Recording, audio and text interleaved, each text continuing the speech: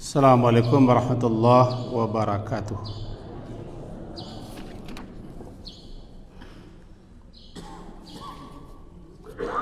Bismillahirrahmanirrahim. Alhamdulillahirabbil alamin. Alladzi ahyana ba'da ma amatana wa ilaihin nusyur. Asyhadu an la ilaha illallah wa asyhadu anna Muhammadan abduhu wa rasuluh. Allahumma salli ala Muhammad wa ala ali Muhammad. Bapak dan ibu-ibu, kembali kita lanjutkan kajian kita telah terhenti semenjak Ramadan karena guru-guru kita di bulan Ramadan sambuh banyak. Maka selama Ramadan kita tidak ada kajian yang hari Selasa subuh. Sebagaimana biasa, kajian kita seputar hal-hal yang berkaitan dengan amaliyah atau ibadah harian kita yang setiap hari memang kita kerjakan. Maka lebih kita fokuskan, lebih kita arahkan kepada salat dan hal-hal yang berkaitan dengan salat. Baru setelah itu kita melebar kepada yang lain. Di pelajaran kita atau kajian kita tentang salat masih ada nan tinggal tacici ya. Maka itu kita lanjutkan. Kita awali dengan 3 buah hadis Nabi lah. Yang pertama, hadis diriwayatkan oleh Imam Abu Daud, hadis nomor 796 bunyinya. Langsung kita kepada matan atau kepada isinya. Sabda Nabi SAW, innal abda la yansarifu min salatihi walam yuktab lahu minha illa nisfuha. Sesungguhnya seorang hamba ketika dia berpaling selesai daripada salatnya, lam yuktab, tidaklah ditulis, dicatat untuknya daripada salatnya itu, melainkan hanyalah nisfuha, separuhnya saja. Nisfuha, separuh. Ila sulusuha, atau sepertiga. Ila rubu'uha, atau seperempat. Ila khumusuha, atau seperlima. Illa sudusuha, atau seperenam.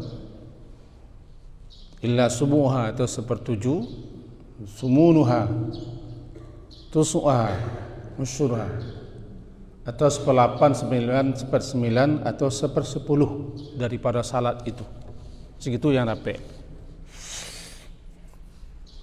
Dari hadis ko dapat kita pahami berdasarkan penjelasan para ulama, termasuk dalam kitab yang berkopian, bahwa kita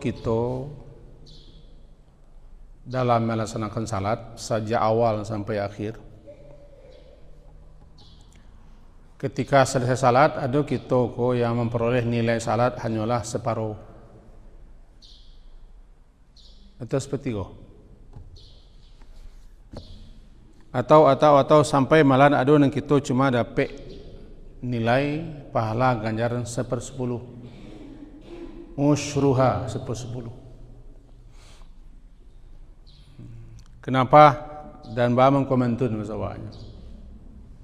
Ia tergantung kualitas salat kita. Apakah itu kafiat atau adab atau hal-hal lain, baik segi bacaan, segi pelaksanaan. Di mana kita semenjak awal takbir sampai selesai salat salam, kita selaku manusia biasa, tidak luput lah dari berbagai macam kekurangan. Nampak yang takui, Pak, kita cuma dapat 1/10. mulai 1/2, kalau kita bagi 100, kalau 1/2 ke 50% sampai.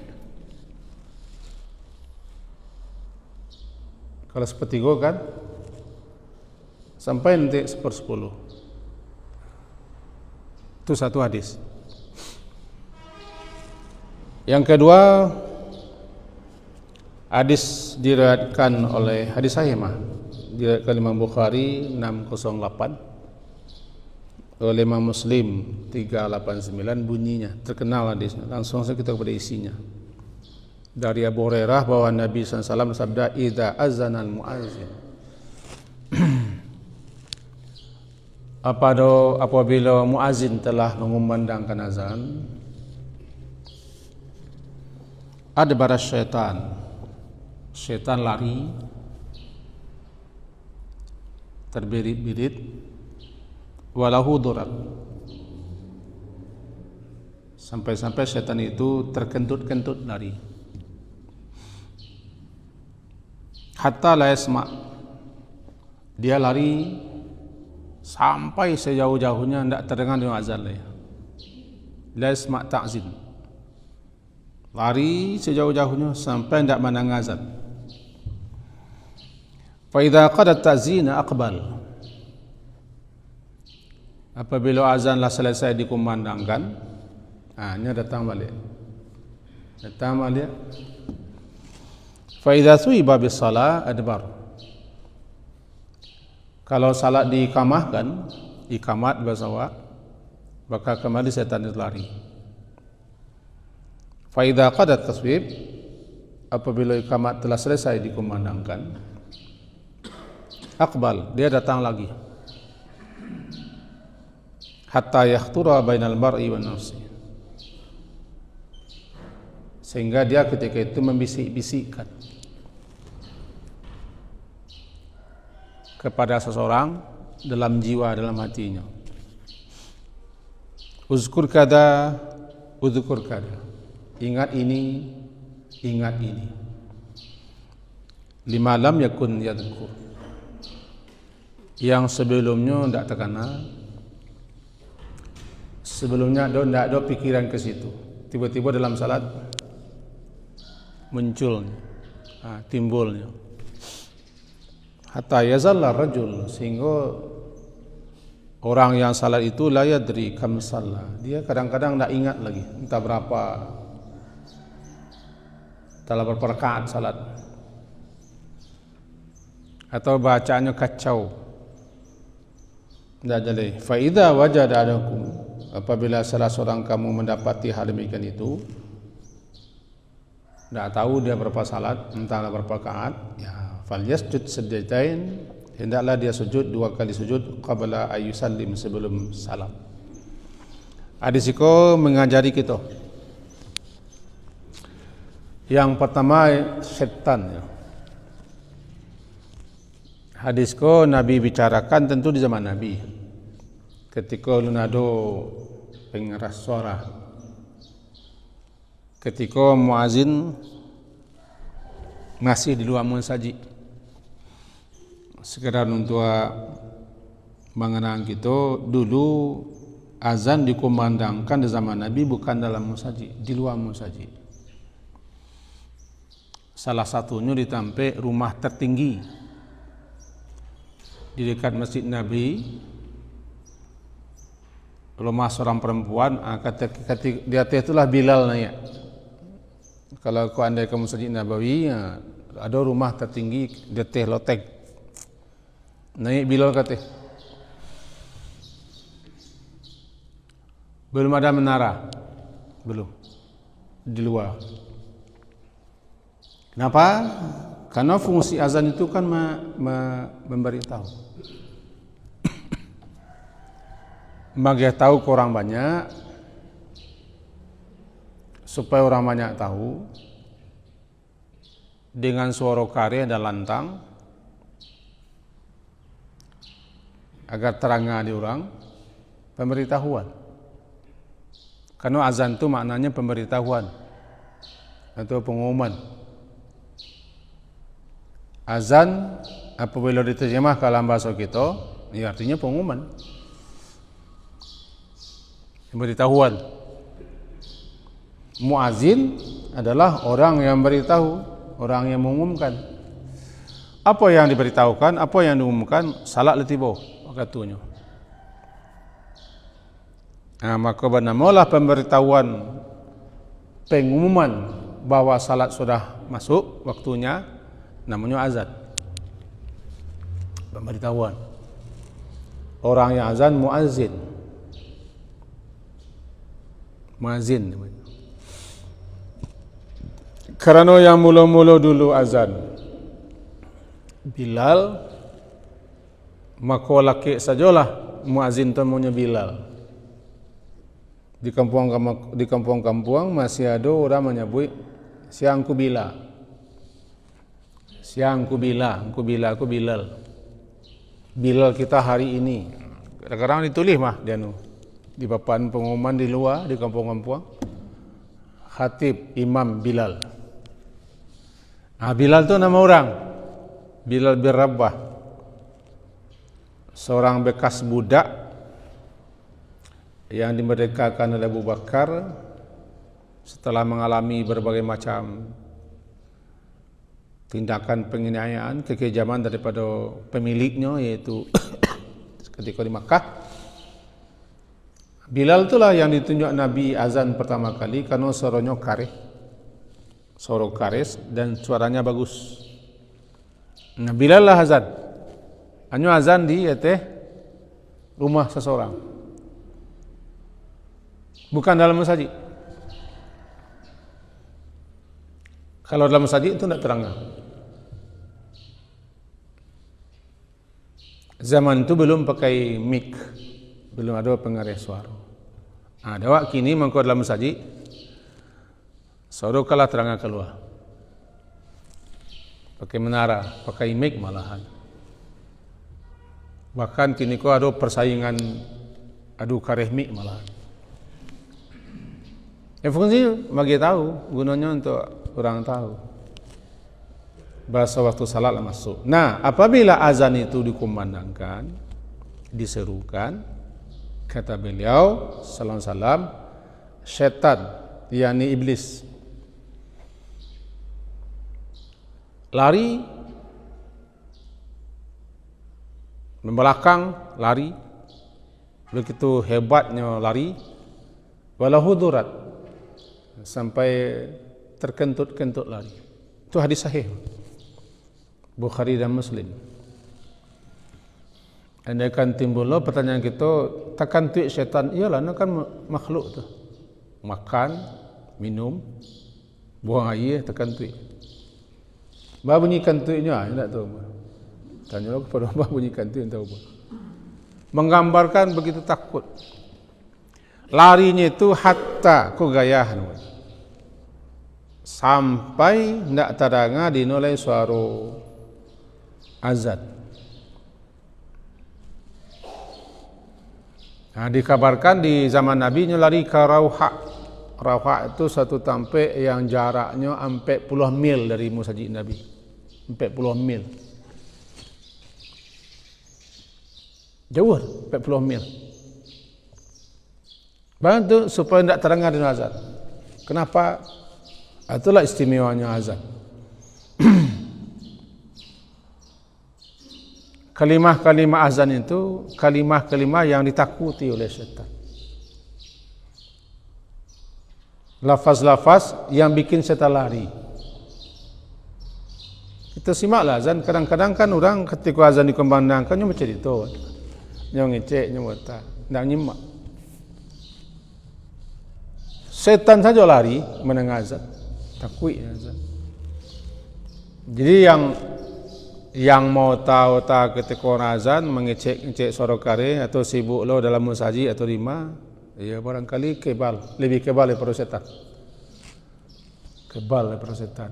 Setan lari, nak talok menang. Lari sampai ke Rauha. Rauha itu yo sekitar 40 mil.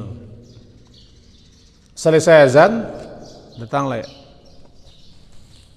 ke masjid atau ke surau atau ke musala bersolat, datang dia.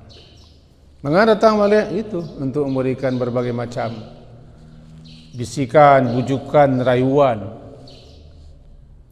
agar orang dengan salat atau orang memperlambat salat atau orang berele-ele atau segala macam, atau mengganggu orang, memujuk, merayu orang, menggoda orang. Ketika taswib, anan taswib ikamat. Karena ikamat itu pengulangan azan. Ikamat kan kalimat azan diulang balik, diringkas. Kembalinya lari. Selesai ikamat datang. Artinya 3 kali datang. Kedatangan yang ketiga kau kita baca siko. Hatta sampai datang ketika orang salat hanyalah mulai membisik-bisikkan kepada seseorang, uzkur kada, ingat ini, kana iko. Lima lam yakun yadhkur, sebelum salat nak terkena, tidak ingat, bahkan tak terlintih, tapi tiba-tiba ketika salat terkena itu, terlintih, terbayang itu. Aku syaitan yang memunculkan, syaitan yang menimbulkan dalam hati kita melalui bisikan-bisikannya, sehingga kadang-kadang hebatnya, kadang-kadang bisa kita lupa bacaan, lupa bilang rakaat. Nah, 2 hadis kita baca, 2 hadis. Mari kita pahami. Siapapun yang salat, sejak takbir sampai salam, pasti ada setan menggaduh. Karena setan cekau larinya ketika azan, larinya ketika ikamat. Ketika mulai salat enggak. Apalagi kalau saf orang itu renggang jarak. Kan ada dulu kita yang enggak mau rapek. Makin geser orangnya makin enggak mau menjarak. Ada manusia yang seperti itu tipenya, tidak mau merapian. Lapan saya imam menyuruh rapik saf, luruskan, ratakan. Kadang-kadang imamku mengemando ya bahasa Arab lo, tentu tidak mengerti lo orang. Kami yang imam, kadang-kadang komandonya seperti itu. Sawu sufufakum, linu aidiakum, rusu, sudul khalal. Ya, tidak mengerti lah kami.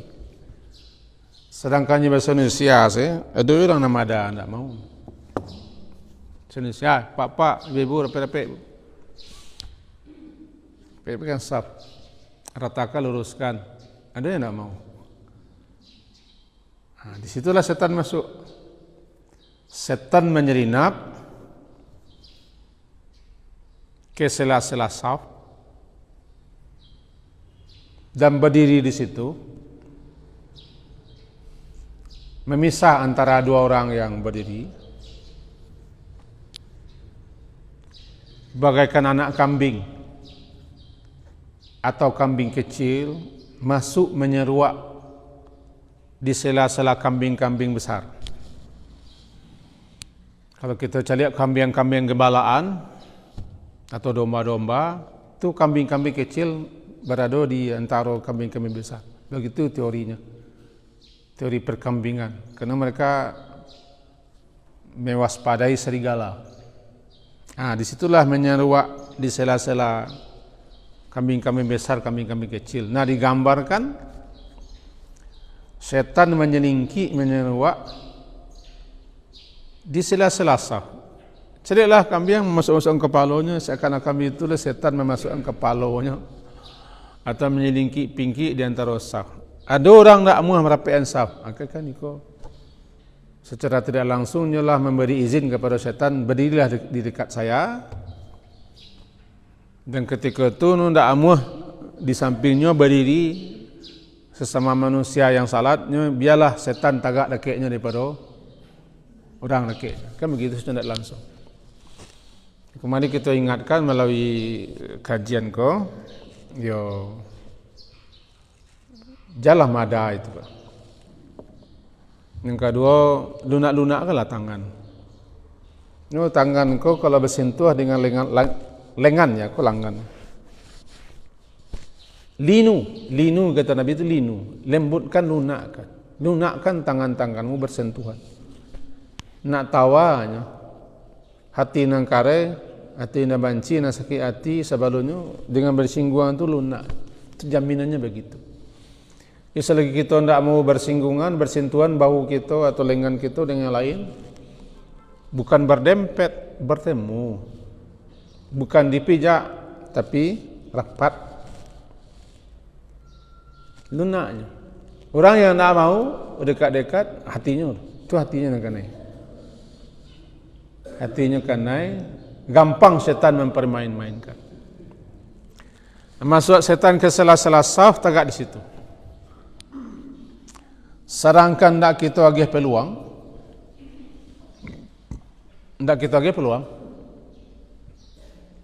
rapik gitu, datangnya setan. Apa setan itu istilahnya?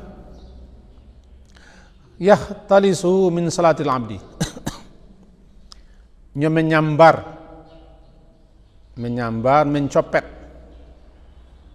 mencopet salat seseorang. Bara salat orang tak copet dinyo, tak sembah dinyo segitu rugi lah. Tiba di menjamua bara jamuran padi kita dicotok ayam atau disudui tiak, segitu kita rugi. Di bara lamunya setan mengharu-haru kita, mengacau-ngacaukan pikiran kita, dalam satu segitulah kita rugi. Itulah setan. Nah, balik kita kaji pertama. Ada orang yang salat, selesai salatnya mendapat nisfuha, separuh, sulusuha, sepertiga, rubuha, seperempat sampai sepersepuluh. Nah, ketika kita selesai salat, kita beristighfar. Itulah salah satunya yang kita istighfarkan. Astaghfirullah. Kok dapat hendaknya astaghfirullah itu dibaca memang pikiran kita tabayang salat tadi adonan kurang beres, kurang selesai. Dan pasti tidak selesai kurang beres. Sebab kita kok tingkat ketaatan kita, ketakwaan kita, kesalehan kita, iman kita kan dibanding dengan para sahabat entah lima. Ada saja salat kita yang kurang selesai, kurang beres, bisikan-bisikan dan segala macam. Nah, astaghfirullah. Astaghfirullah.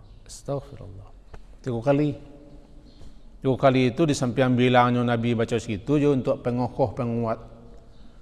Nabi itu kalau minta ampun mengulang 3 kali.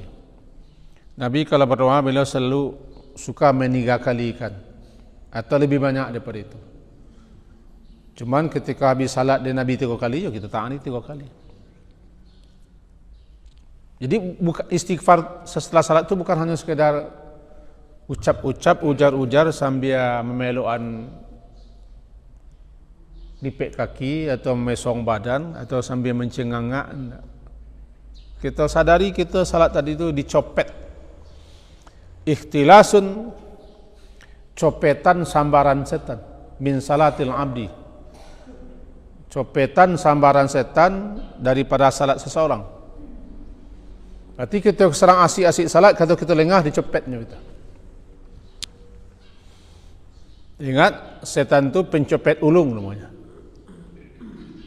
Orang kalau pencopet ulung, kau tak tahu barang yang copet orang. Ngak-ngaknya habis, lah hilang HP, ngak-ngaknya hilang piti, ngak-ngaknya cabi atas.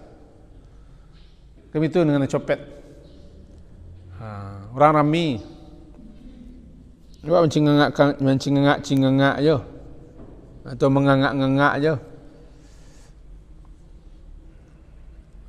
Pencopet beraksi tanpa sadar cabut tas, tanpa sadar hilang HP, tanpa sadar yo dompet kita berpindah, dicopet. Setan pencopet paling ulung dalam salat seseorang. Jadi kalau kita tidak konsen, tidak khusyuk, dicopet. Bara dicopetnya segitu kita rugi. Makanya dalam salat itu penting kekhusyukan, bahkan khusyuk itu suatu yang wajib kata para ulama. Salah satu yang dapat membantu khusyuk salat itu adalah tafahum. Tafahum ko memahami. Jadi bukan hanya kita terfokus kepada gerakan-gerakan salat. Bisa jadi ada orang yang hanya memfokuskan diri kepada gerakan-gerakan saja, mangkit tangan baca ronyo, itu kan kefiat namanya, mangkit tangan kefiat. Bala tak tangan, mangkit tangan, apakah siko atau siko, kan banyak loh variasinya. Orang mangkit tangan. Kadang-kadang di situ batang kalau kan. Catatannya, nama mangkit tangan itu tidak rukun salat tuh. Non rukunnya takbir. Itulah melihat. Non rukun salat takbir. Namangke tangan ndak rukun. Itu sunat salat. Jangan gara-gara mangke tangan ko kita batang kalau ko Sunat salat. Itu makanya ulama-ulama kita ahli fikih membagi-bagi. Iko rukun, iko sunat, iko syarat. Dan jalan-jalan. Iko kaifiat, iko adab. Mangkit tangan enggak? Kalau andaikan siko, mangkit tangan siko. Enggak sampai salat kita itu batal. Enggak sampai masuk neraka orang gara-gara bid'ah koma. Ya kok enggak sampai masuk neraka orang. Enggak rukun. Yang rukunnya apa? Takbir. Jadi kaifiat. Ada orang yang hanya memfokuskan diri kepada kaifiat, tata cara salat, gerakan salat, gerakan-gerakan salat itu yang lebih difokuskan. Ada sajak mulai berdiri, mengatur saf, merapatkan saf, sampai ada yang berkelebihan, bertakbir, macam-macam mangkit tangan caranya, ada yang mencungik-cungik, macam-macam lah. Bahkan di Tampai Ambo ada salah satu imam sampai kini masih wiko salatnya, masih balik kaki dah. Itu loh latar belakang pendidikannya di pesantren. Bakal S2-nya sampai sini masih wiko kalau jadi imam anu mangko. Ambo dan kawan-kawan di belakang para guru-guru tidak menegur, ya kita hormati saja. Ini punya alasan tertentu. Batal salat kan tak betul loh kita batal. Nama batal salat awak, nama batal salat tidak boleh awak. Tidak kita ni mohon Allah ni mohon kan. Tak sah, maka tak sah, itu adalah salat. Kalau tak takbir baru tak sah. Basic ni kalau ini imam kau suka. Ini cikgu salat. Petang masih itu orang murid-murid yang tiba kami adalah kami biasa-biasa saja. Jadi kami kita lain tak fokus mencari salat orang dah. Tak fokus mencari tata cara orang. Kita fokus dengan salat kita masing-masing. Jadi orang ada yang disibukkan hanya dengan cara-cara, kaifiat, gerakan-gerakan. Tapi kadang-kadang terlewatkan baginya memahami ana ni baca. Memahami bukan dapat. Ya. Hafal, dapat bacaan salat berbeda dengan paham lah. Paham berbeda. Nah, balik kita kali cakap. Barangkali itu sisi hikmahnya. Sebagaimana disebutkan dalam kitab Subul Salam. Juga dalam kitab Tawdihul Ahkam. Bahwa salah satu hikmah rahasia kenapa Nabi SAW habis selesai salat itu langsung beliau istighfar untuk menunjukkan, mengajari kita bahwa di salat kita itu ada sekian banyak ketidaksempurnaan. Sehingga dikatakan ada orang yang selesai salat cuma dapat 10%, 1/10. 1/10 dapat cuma. Itu satu. Kenapa kita beristighfar? Astaghfirullah, astaghfirullah, astaghfirullah. Ada malah yang baca astaghfirullah itu panjang. Enggak bisa lu kita bantah. Karena yang mengucapkan astaghfirullah, astaghfirullah itu enggak nabi loh. Perawi hadis. Bagaimana istighfarnya? Astaghfirullah. Dalam hadis cuma istighfarallah thalathat. Nabi beristighfar 3 kali. Tidak disebutkan istighfar beliau itu bagaimana bunyinya. Nanti perawi hadis yang menyampaikan hadis mengatakan astaghfirullah. Kalau ada orang yang lebih baca tidak masalah. Kenapa tidak masalah? Ya, nama saya pemahaman. Sehingga ada orang yang sampai kini membaca panjang astaghfirullahaladzim alladzi la ilaha illa huwal hayyul qayyum wa atubu ilaih. Segi hikmahnya, segi fadilahnya tinggi lah. Sebab siapa yang baca itu dengan pemahaman dalam hadis Tirmizi, pahamnya dan sungguh-sungguhnya minta, lalu sadarnya apa yang diminta, diampunkan dosanya, walaupun dosa besar seperti lari pada medan perang. Membaca astaghfirullahaladzim alladzi la ilaha illa wal hayyul qayyum wa atubu ilaih. Apakah boleh bacaan kau dibaca setelah salat? Aku berbeda namanya. Kata beliau-beliau yang memahami tekstual atau mantuk hadis, beliau-beliau memahami istighfar setelah salat itu hanyalah astaghfirullah, astaghfirullah, astaghfirullah. Letakkan sinan. Aduh, yang memahami yang penting kan kita istighfar. Karena Nabi istighfarallah salatan. Nabi beristighfar kepada Allah 3 kali tanpa Nabi mengajarkan apa bacaannya. Sehingga adalah yang membaca panjang. Panjang. Jadi inti kaji adalah itulah salah satu guna hikmah rahasia. Kenapa habis selesai salat saja kita langsung astaghfirullah. Hendaknya ketika kita membaca itu sadar gitu. Paham kita bahwa salat kita ada sekian kekurangan, sekian ketidakberesan, copetan-copetan, dicopet salat kita. Dan kedua, disitulah fungsi salat sunat diperbanyak. Salat sunat diperbanyak untuk melengkapi salat fardu. Kita kutip hadis. Dalam hadis panjang disebutkan begini, bahwa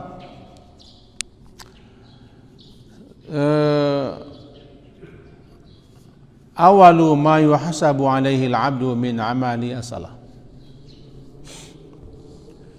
Disebutkan dalam hadis riwayat Imam Abu Daud, hadis Imam Tirmizi, juga Imam Nasai dan lain-lain. Malah dianggap hadisku sahih. Bunyinya langsung kita kepada isi atau matan hadis. Awalu ma yuhasabu alaihi al-'abdu min amalihi as-salah. Yang mula-mula sekali, yang pertama kali nanti dihisab,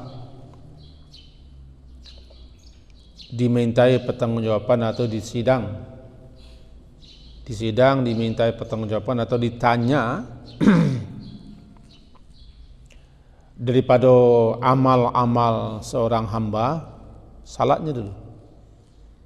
Apa saja amal-amal ibadah yang dilakukan oleh seorang hamba, yang paling mula-mula sekali nanti akan ditanya, dimintai tanggung jawab atau dihisab adalah salat. Itu yang pertama kali. Amal ya. Ada sekian versi hadisnya, yang intinya sama.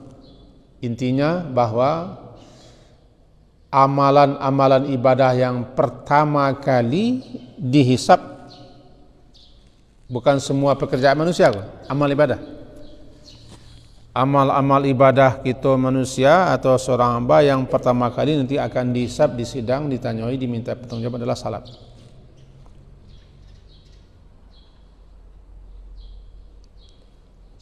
Maka jika sempurna, ditulis sempurna. Jika sempurna ditulis sempurna. Wa ila, jika tidak sempurna diperintahkan kepada malaikat, qila unzuru hal min tatawwu'in. Diperintahkan kepada malaikat, lihat apakah si hamba itu ada melaksanakan salat sunat.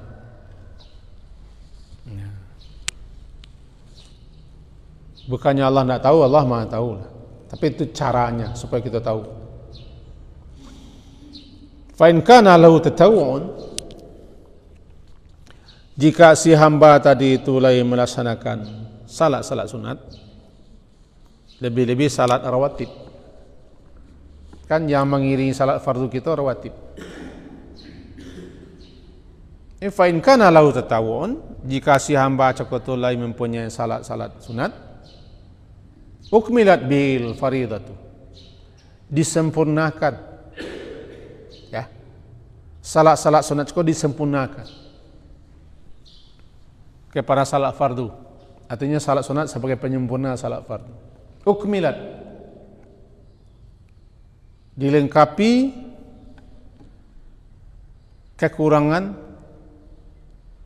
salat fardu dengan salat sunat. Bukan kurang berarti tidak salat, bukan berarti salat bolong-bolong, kurang beres, kurang selesai.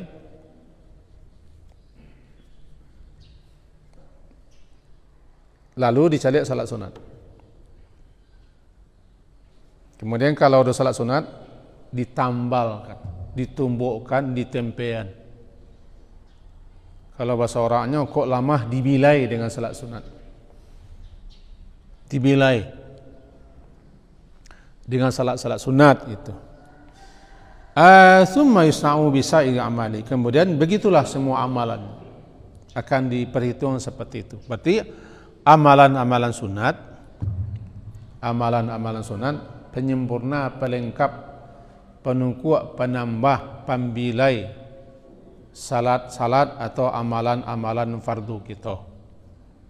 Itulah letaknya. Salat ada salat sunat, puasa ada puasa sunat, bahkan haji pun ada umrah, sedekah pun ada sedekah sunat.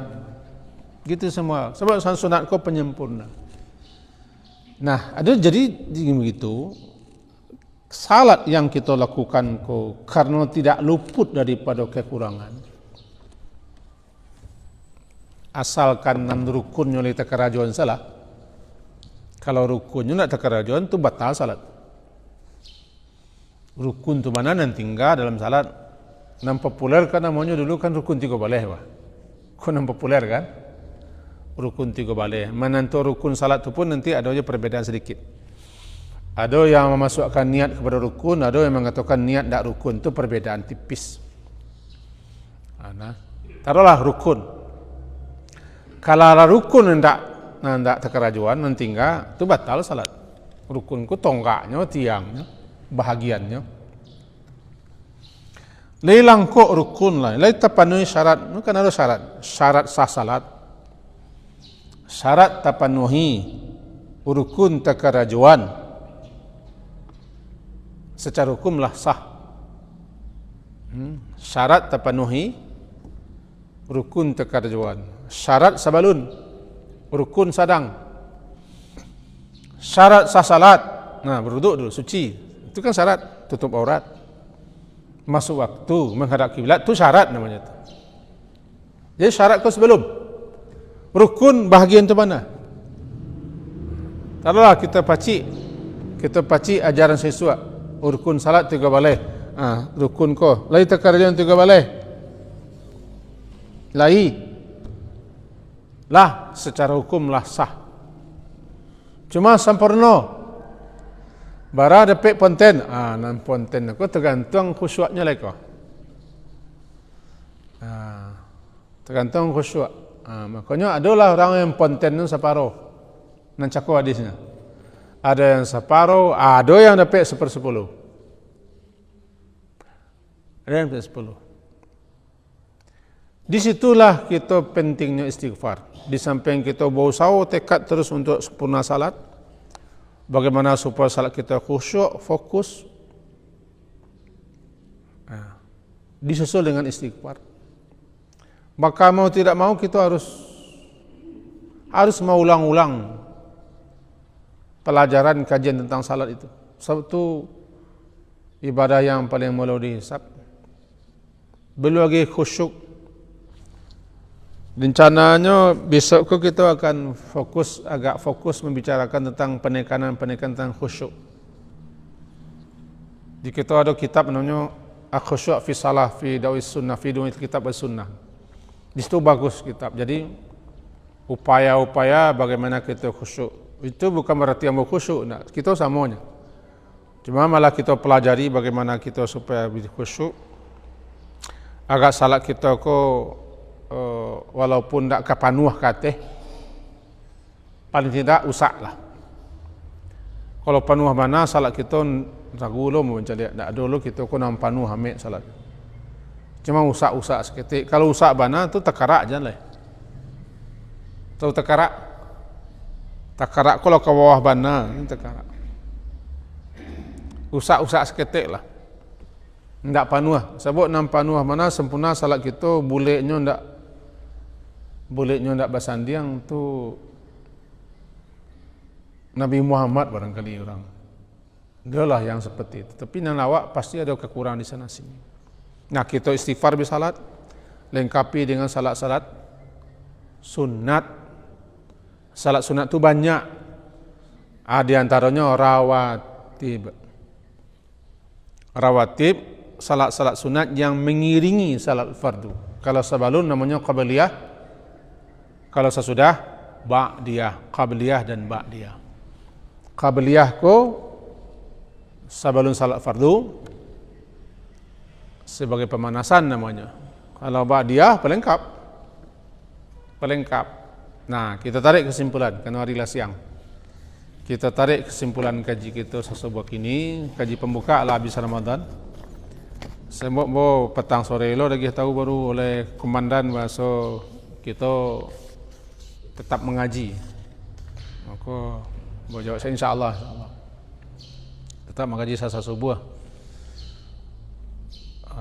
Kita isi subuh kini. Nah, kesimpulan kaji kita intipatinya pertama bahwa kita selaku manusia biasalah, yang tingkat keimanan kita, kesalehan kita, ketaatan kita, ketakwaan kita dibanding dengan para sahabat-sahabat Nabi entah di mana, maka ujub namanya kita kalau merasa salat kita lah sempurna, ujub bahkan suatu kesombongan. Kalau merasa salat kita kalah langkuk lah sempurna, tiba dibuliknya ndak basandiang, tiba dilicin ndak bacata, tiba datanya ndak bolonggong, ujub buat. Agak ada kesombongan merasa lah hebat lah santiang. Sasunah-sunahnya kita. Kan kini ko sasunah-sunahnya kita. Selagi kita ko awak jo bantu orangnya baru jalan ujub. Ada saya kekurangan di sana sini. Sebab syaitan masih hidup sebegini. Itu satu. Untuk itu harus kita akui salat kita banyak kekurangan. Bagaimana upaya kita? Ya harus kita terus mempelajari, mengupayakan, berusaha terus. Bagaimana supaya salat kita ndaknya 100 pentennya, ya jelas sampai merah nilainya tak. Dulu kan penten kau ada merah D namanya. Karena rapor siswa A, B, C, dia jalah D nilainya. Kendaknya sampai A, B lah. Ndak talok B, yo C lah. Udah P dah tes, jangan C kepanjang C B lah. Terus kita kaji-kaji terus, pahami terus, dipadik-padikan terus. Jangan merasa cukup, merasa Allah sendu. Kaji dulu salat saya. Memang harus dikaji terus salat tu. Harus belajar terus. Satu hari kita kerajaan. Orang nak mengecek untuk itu, seakan-akan salatnya lah boleh itu. Hujubnya tu. Hujub. Yang kedua, kaji kita sebagai ini perlu kita banyak istighfar. istighfar. Salah satu yang paling banyak yang kita mintakan ampun kepada Allah lah salat kita. Anang ketiga, ya perlu kita lengkapi banyak salat-salat sunat. Nanti kita akan mempelajari macam-macam salat sunat, salat-salat sunat utama, salat-salat sunat yang penting sekali kita lakukan. Kita sambung-sambung sampai situ. Dan pagi kini kaji kita sampai situ. Semoga berfaedah dan bermanfaat untuk kita semua. Walaupun terlambat, taqabbalallahu minna wa minkum. Wa taqabbal ya karim. Semoga amal ibadah kita selama Ramadan diterima Allah. Dosa-dosa kita diampuni, sesama kita selesai, saling bermaafan. Amin. Sekian, subhanakallahumma bihamdika asyhadu an la ilaha illa anta astaghfiruka wa atubu ilaik. Wassallallahu ala Muhammadin wa ala alihi wa ashabihi ajma'in. Alhamdulillah. Assalamualaikum warahmatullahi wabarakatuh.